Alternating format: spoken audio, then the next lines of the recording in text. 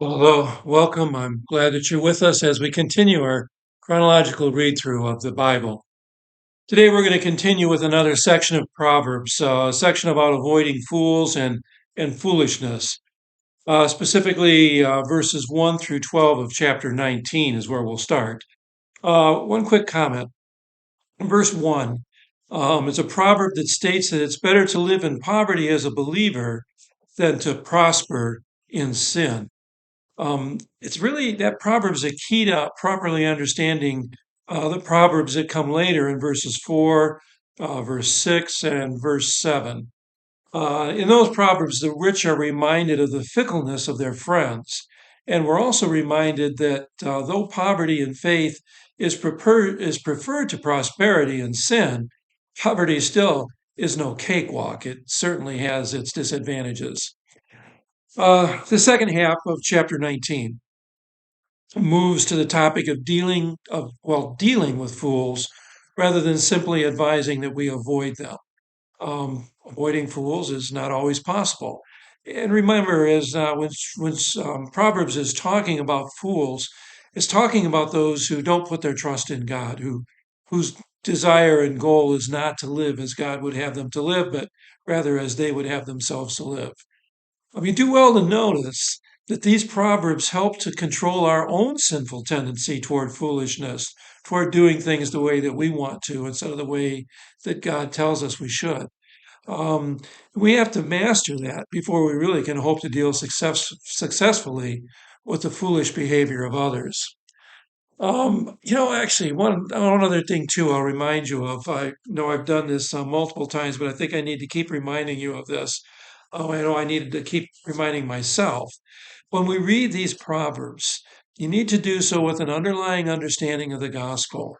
It's the gospel alone that allows us to live the assurance and the promises of God.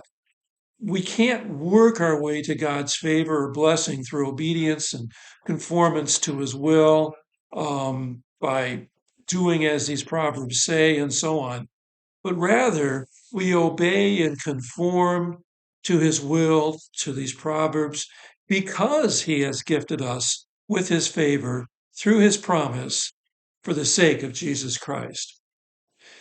Chapter 20 continues with more parables about dealing with fools. In other words, those who are dishonest, who don't act in accordance with God's will, who choose to do things their way rather than God's way. They don't have a fear of God. Verse 16 might seem a little bit obscure. Verse 16 of chapter 20 might seem a little bit obscure. Well, it certainly did to me.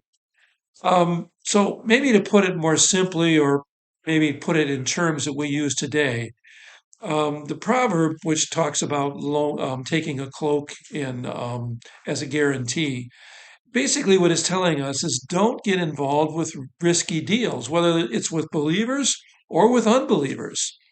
God expects us to use the resources that he gives us, not just to bury them in the ground, but we are to do so wisely and not in a greedy way.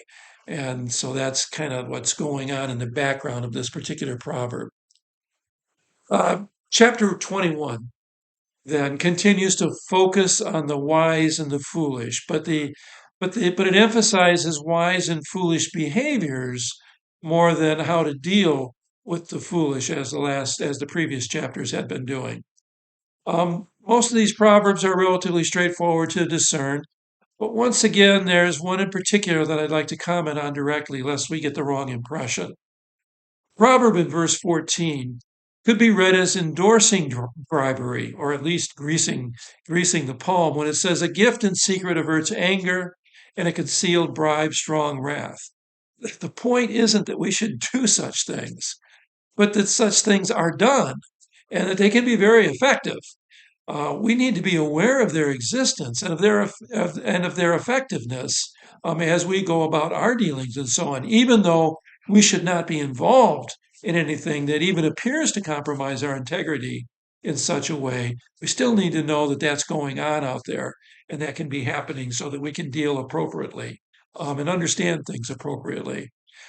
In a way, the final verse of chapter 21, that speaks of victory belonging to the Lord, even when we prepare well, serves to remind us that it's not necessary to deal with the world on its own terms. For example, if everybody else is bribing or using gifts to curry favor, we should do so as well. No, we don't need to do that. God alone carries the battle according to his purpose and his time, regardless of the intent of the evil and how they go about doing things. Well, once again, may God be with you, bless you. As always, I pray that our time together is helping you to learn, to grow. And I look forward to gathering with you again the next time.